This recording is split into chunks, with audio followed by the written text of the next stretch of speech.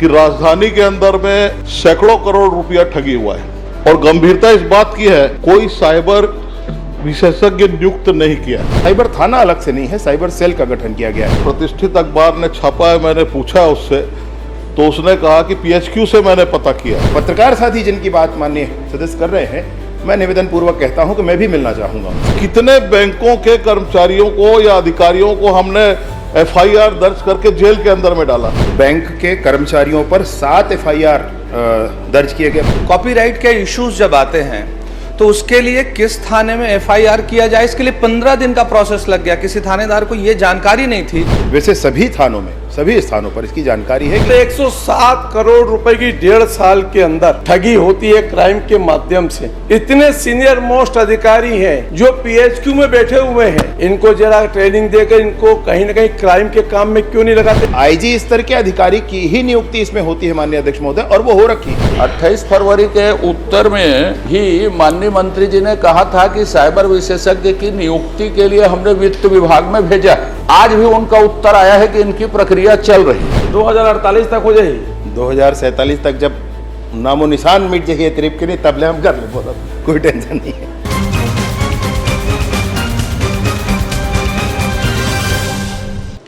मेरा प्रश्न ये है कि राजधानी के अंदर में सैकड़ों करोड़ रुपया ठगी हुआ है। उत्तर में कम आया 47 करोड़,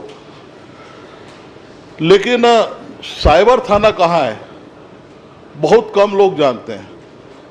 और गंभीरता इस बात की है कि सरकार ने राज्य में सूचना प्रौद्योगिकी अधिनियम 2000 की धारा 79A के तहत कोई साइबर विशेषज्ञ नियुक्त नहीं किया है तो बताने का कष्ट करेंगे। और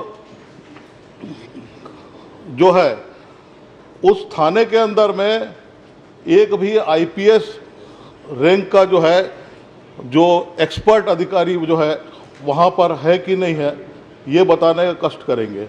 आपने कहा है उत्तर के अंदर में कि छत्तीसगढ़ के हर जिलों के अंदर में हमने साइबर थाने गठित किए हैं और किए हैं, तो उसके अंदर में कितने जिम्मेदार अधिकारी है और ये जो थाने हैं, इन थानों के अंदर में क्या ये सक्षम है कि जो विवेचना करके अपराध दर्ज करके वो तत्काल कार्रवाई कर सकते हैं क्या? ये मेरा प्रश्न है।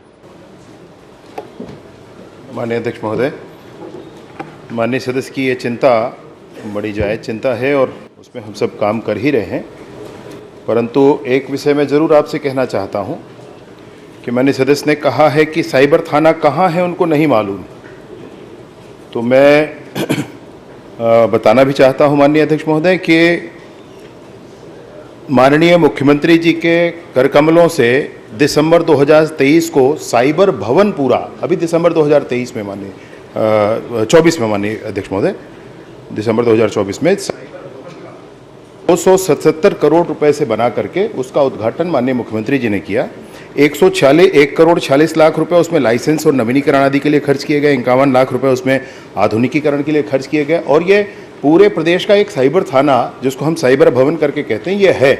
मैं माननीय सदस्य को अपने साथ लेकर वहाँ जाऊँगा और जितने भी माननीय सदस्य इसमें जाना चाहेंगे मैं सबको निमंत्रित करके एक कार्यक्रम वहाँ जरूर रख लेता हूँ माननीय अध्यक्ष महोदय।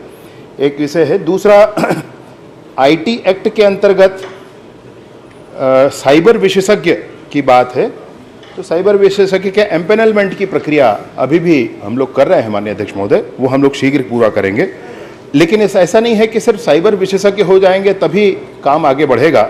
इसके अतिरिक्त साइबर कमांडो I4C संस्था, नई सरकार, माननीय मोदी जी की सरकार, माननीय अमित शाह जी के गृहमंत्री जी बनने के बाद I4C गठन किया गया और उसमें साइबर कमांडो का कॉन्सेप्ट है माननीय अध्यक्ष महोदय। तो एक IPS और 5 वरिष्ठ अधिकारी, ऐसे 6 लोगों की साइबर 6 महीने की ट्रेनिंग होती है। ये 6 महीने की ट्रेनिंग करके वापस आ गए और अब काम यहाँ पर शुरू करेंगे। अगली बैच जाने के लिए तैयार है माननीय अध्यक्ष महोदय। तो वो स्पेशल जो रिक्रूटमेंट है, जो हमको विशेषज्ञ रखने हैं, उसी स्तर के लोग हमारे पास यहाँ पर हैं। अगली बात एक और आपसे कहना चाहता हूँ कि आपने कहा कि हर जिले में साइबर थाना, ऐसा कहा ही नहीं गया है माननीय अध्यक्ष महोदय। हर जिले में साइबर सेल का गठन जरूर किया गया है। तो साइबर थाना अलग से नहीं है, साइबर सेल का गठन किया गया है। इसमें प्रशिक्षण की प्रक्रियाएं की गई हैं। हमने सीडैक से प्रशिक्षण की प्रक्रिया की है माननीय अध्यक्ष महोदय, I4C से प्रशिक्षण की प्रक्रिया,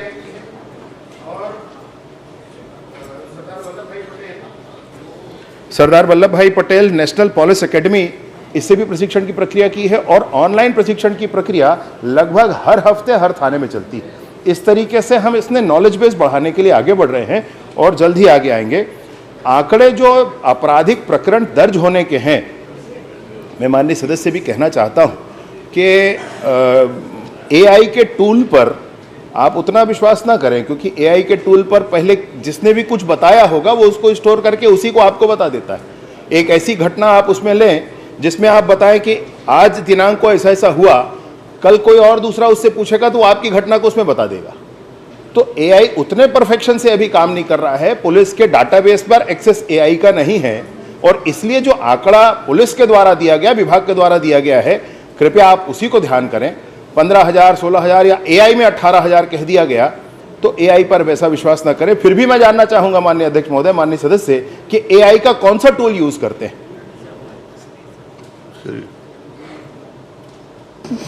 मैंने जो प्रश्न किया उसका जवाब मंत्री जी ने नहीं दिया। मैंने प्रश्न किया कि क्या आपके थाने सक्षम है क्या, कि या फिर कोई रिपोर्ट लिखाता, अपराध दर्ज कराता है तो आप रेगुलर थाने के अंदर में भेज देते हैं क्या? मेरा एक ये प्रश्न है। AI के अलावा जो है NCRB जो है वो भी आपका कह रहा है कि जो डाटा के बारे में, और जो 16,000 से अधिक बता रहा है NCRB बता रहा है। और एक प्रतिष्ठित अखबार ने छापा है, मैंने पूछा उससे तो उसने कहा कि PHQ से मैंने पता किया है। तो ये सारे जो नेशनल क्राइम जो रिपोर्ट है, अगर वो भी गलत है तो फिर आखिरकार ये उसको देता कौन है रिपोर्ट? तो ये थाने का मेरे को की विवेचना करके गिरफ्तार करने के लिए वो सक्षम है क्या? खाली राजधानी का बता दीजिए आप। माननीय अध्यक्ष महोदय, एक साइबर भवन जो मैंने आपसे कहा, जो राज्य स्तरीय थाना है, वहाँ पर पूरे राज्य से कहीं का भी FIR दर्ज हो सकता है। दूसरा, 5 रेंज स्तरीय भी थाने तय किए गए हैं, उन पर भी काम चल रहा है, उसका भी स्ट्रेंथनिंग चल रहा है, उसमें भी ट्रेनिंग चल रहा है। इसके अतिरिक्त 9 और नए साइबर थानों के लिए हमको स्वीकृति मिली है, उसके भी निर्माण का काम चल रहा है। उसके लिए भी हम लोग वैसे पृथक से IT सेक्शन वालों की ही एक अलग श्रृंखला बनाने के लिए अलग से इसमें प्रक्रिया करके भर्ती की प्रक्रिया करेंगे माननीय अध्यक्ष महोदय, परंतु अभी डेपुटेशन में लेकर ट्रेनिंग करा करके काम करा रहे हैं, तो ये भी हो रहा है। एक बात जो माननीय सदस्य ने कही कि थाने सक्षम है अथवा नहीं है, थाने सक्षम बन रहे हैं माननीय अध्यक्ष महोदय। साइबर थाना हमारा जो सेंट्रल का है, राज्य का है, उसमें कहीं कोई परेशानी नहीं है। पूरी सक्षमता के साथ पूरे राष्ट्रीय अंतर्राष्ट्रीय स्तर पर जो जो तकनीक होनी चाहिए वो सारी तकनीकों के साथ हमारा साइबर भवन तैयार है। 5 रेंज थाने हैं, वो भी पूरी तरीके से तैयार है। NCRB का डाटा मैं माननीय सदस्य को बताना चाहता हूं माननीय अध्यक्ष महोदय कि नेशनल क्राइम रिकॉर्ड ब्यूरो, इसका अंतिम डाटा 2022 को जारी हुआ है। आप एक बार AI से फिर पूछ लें कि NCRB का आखिरी डाटा कब जारी हुआ है, आपको बता देगा 2022 से पहले जारी हुआ है। 2022 के बाद NCRB का कोई डाटा जारी नहीं हुआ माननीय अध्यक्ष। और पत्रकार साथी जिनकी बात माननीय सदस्य कर रहे हैं, मैं निवेदन पूर्वक कहता हूं कि मैं भी मिलना चाहूंगा उनसे। अनुज जी, अगर NCR इसी में मेरा ये मात्र प्रश्न ही नहीं पूरा जो उत्तर दिया इन्होंने, मैंने वही पूछ रहा हूँ। आपके अध्यक्ष जी, आपके सपोर्ट में बहुत लोग खड़े हैं। अपराध दर्ज करके अपराध दूंगा। अध्यक्ष जी, एक ये बहुत गंभीर, आपने स्वीकार किया है उत्तर के अंदर में कि बैंक के कर्मचारी इसके अंदर संलिप्त है, और अपराध दर्ज करने के बाद में आज तक के हमने कितने बैंकों के कर्मचारियों को या अधिकारियों को हमने FIR दर्ज करके जेल के अंदर में डाला, या कितने अपराधियों को अभी तक के जो हजारों की संख्या में आ रहे हैं, कितने लोगों को हमने जेल भेजा है? चलिए माननीय अध्यक्ष महोदय, माननीय सदस्य का यह प्रश्न भी बहुत ही अच्छा है और सबको ध्यान दिलाने वाला है। मैं ये ज़रूर बताना चाहता हूं कि प्रश्नाधीन अवधि में बैंक के कर्मचारियों पर 7 FIR दर्ज किए गए, 3 प्रकरण दर्ज किए गए हैं। रायपुर जिले में 1 प्रकरण है जिसमें 4 आरोपी हैं, ये उत्कर्ष स्मॉल फाइनेंस बैंक का है। दुर्ग जिले में 1 प्रकरण है जिसमें 1 आरोपी हैं, ये बंधन बैंक वाला है। ये बिलासपुर जिले में एक प्रकरण है जिसमें 2 आरोपी हैं, कोटक महिंद्रा बैंक के हैं, अतः 7 लोगों के ऊपर एफआईआर करके और उनको जेल डाला गया है माननीय अध्यक्ष महोदय। और ये जो बैंक हैं, इन सारे बैंकों के माध्यम से आगे हम इस प्रक्रिया में भी बढ़ रहे हैं कि अब हम बैंक वालों को भी एकत्रित करके उनके सेल्स टीम को भी बताएंगे क्या करना है।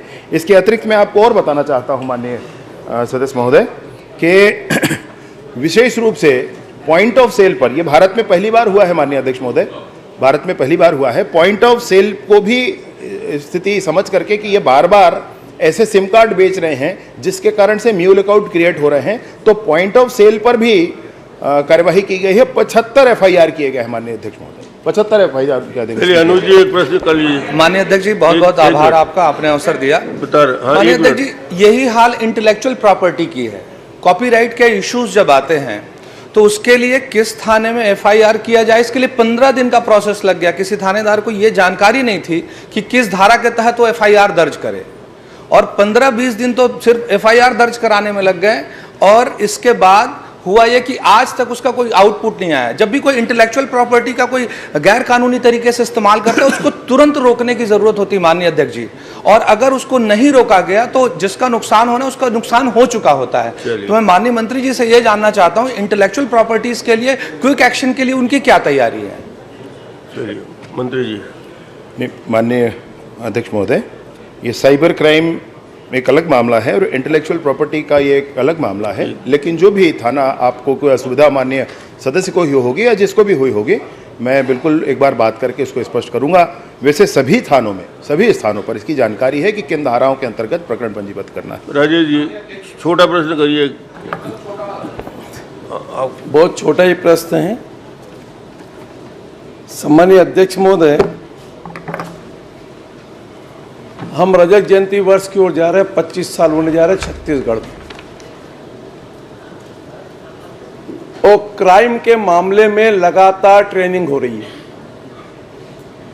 कभी हैदराबाद में सुनते ट्रेनिंग लेकर के आ रहे हैं पुलिस के बड़े बड़े अधिकारी, कभी यहाँ पर ट्रेनिंग सुनते हैं। लेकिन वाकई में चिंता का विषय खाली इतना है कि अगर 107 करोड़ रुपए की 1.5 साल के अंदर ठगी होती है क्राइम के माध्यम से, और कुल आपके उत्तर में ही आपने बताया 3 करोड़ समथिंग वापस पैसा दिलाया। चिंता का विषय यही है। दूसरा, इतने सीनियर मोस्ट अधिकारी हैं जो पीएचक्यू में बैठे हुए हैं, इनको जरा ट्रेनिंग देकर इनको कहीं ना कहीं क्राइम के काम में क्यों नहीं लगाते। एक आईजी स्तर का एक अधिकारी अभी तक नहीं है इसके अंदर, जो पूरे क्राइम को, आज ये सबसे बड़ा एक खतरा बन गया है।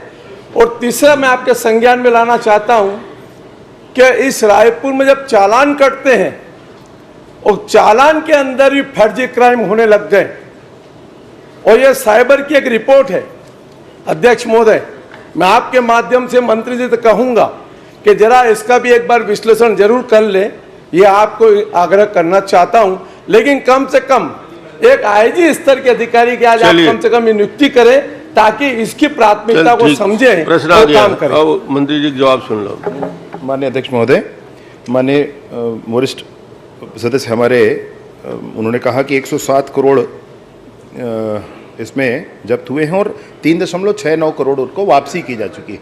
वापसी की प्रक्रिया न्यायालय के माध्यम से गुजरकर होकर जाती है माननीय अध्यक्ष महोदय। तो जब प्रकरण पूरा हो जाएगा, न्यायालय का आदेश होगा वापस करना है, तब वो वापस होता है। इसलिए ये राशि बराबर आपको दिख नहीं सकती कभी भी, ये स्थितियां कुछ ऐसी ही होंगी। इसमें कालांतर में जब आप प्रश्नावधि बढ़ा होगा तो ये पता चलेगा कि भाई इतनी राशि हमने वापस कर दी कुल मिलाकर, ये स्थिति आती है। मैं आपसे निवेदन पूर्वक कहना चाहता हूं कि चालान के संदर्भ में जो भी आपने कहा है, मैं आपसे ज़रूर एक बार मुझे बताइएगा, आप उसमें जो भी संभावना होगी ज़रूर करते हैं। और आईजी स्तर के अधिकारी की ही नियुक्ति इसमें होती है माननीय अध्यक्ष महोदय, और वो हो रखी। माननीय अध्यक्ष जी, कौन अगर देख रहा है कोई तो। राजेश जी आपको हो गया, तुम एक प्रश्न कर लीजिए। माननीय अध्यक्ष जी, इसमें गंभीरता कितनी है मैं माननीय मंत्री जी को अवगत कराना चाहूँगा, या प्रभु दोनों डिप्टी सीएम साहब बैठे हैं। 28 फरवरी को मेरा एक प्रश्न था इसी में। 28 फरवरी के उत्तर में भी माननीय मंत्री जी ने कहा था कि साइबर विशेषज्ञ की नियुक्ति के लिए हमने वित्त विभाग में भेजा। आज भी उनका उत्तर आया है कि इनकी प्रक्रिया चल रही है। तो मैं एक प्रश्न यह है कि इसकी प्रक्रिया कब तक चलेगी आपके विभाग में या सरकार में, कि कब तक हो जाएगी या नहीं होगी तो नहीं होगी, हम जैसे हैं सक्षम हैं। दूसरा, आपने एक बात कही, ये नेशनल ग्रिड है उसमें प्रशिक्षण ले रहे हैं और कहा कि नरेंद्र मोदी जी ने 5000 कमांडो बनाने के लिए कहा है करके। छत्तीसगढ़ में 6 लोग प्रशिक्षण ले रहे हैं बोले थे आप, तो अभी छत्तीसगढ़ में कितने लोग प्रशिक्षित हो गए, कितने लोगों के प्रशिक्षण का आपका लक्ष्य है और कितने प्रशिक्षित लोगों को कितनी जगह नियुक्ति दी गई है, दोनों बता दीजिए कि होगा कि नहीं होगा साइबर विशेषज्ञ की ठीक जवाब मंत्री जी। 2048 में होगा तुहार, 2048 तक हो जाएगी। 2047 तक जब नामो निशान मिट जाइए ट्रिप के लिए, तब ले हम कर ले, बोला कोई टेंशन नहीं है। माननीय अध्यक्ष महोदय, माननीय सदस्य का ये कहना, विशेषज्ञों की भर्ती के लिए प्रक्रिया पूर्ण करके आगे बढ़ाया गया है फाइल। माननीय अध्यक्ष महोदय, जैसे भी काम पूरा होता है उसमें कर लिया जाएगा। तारीख बताया 28 फरवरी के प्रश्न भी आपने यही कहा था, जो आज कह रहे हैं वही। मैं आप कब करेंगे नहीं जानता, पर गंभीरता कितनी है, कितनी सारी ठगी हो रही है। माननीय अध्यक्ष महोदय, माननीय सदस्य मुझसे नियंता बनने की बात कह रहे हैं, मुझसे पूरा सब जातियों के नियंत्रक बनने का कह रहे हैं, ये कैसे संभव है? माननीय अध्यक्ष महोदय, प्रक्रिया है, जितनी प्रक्रियाओं के माध्यम से होगा। और कमांडो के ट्रेनिंग के संदर्भ में मैं आपको पहले ही बताया, मैंने माननीय सदस्य सुनील सोनी जी के प्रश्न के उत्तर में इस बात को बताया, शायद आपने ध्यान नहीं दिया। हमारी ट्रेनिंग करके 1+5 मतलब एक IPS और 5 ये आ चुके हैं और नया बैच फिर जाएगा, लेकिन इसमें कोई भी चला जाए ऐसा नहीं है। एग्जाम होता है, एग्जाम में जो पास हो जाते हैं वो लोग जाते हैं, इसलिए कितने जाएंगे, कितनी संख्या होगी, उस पर निर्भर होगा। प्रश्न क्रमांक 2, आपने कितने को ट्रेनिंग दी है, डॉक्टर चरणदास मान जी, की है? मान जी प्रश्न लेंगे।